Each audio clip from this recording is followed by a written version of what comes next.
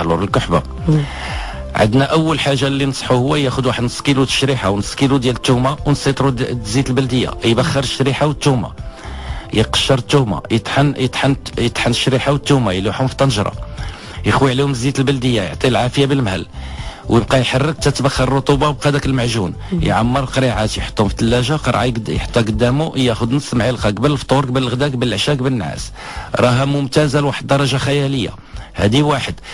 القانون الا كانت الكحبه خاويه كاس ديال الزعتر قبل الفطور قبل الغداء قبل العشاء قبل النعاس.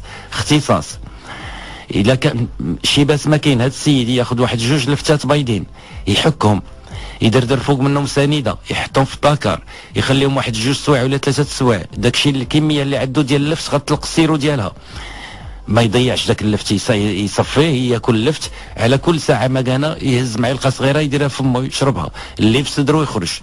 هذه من الجهه.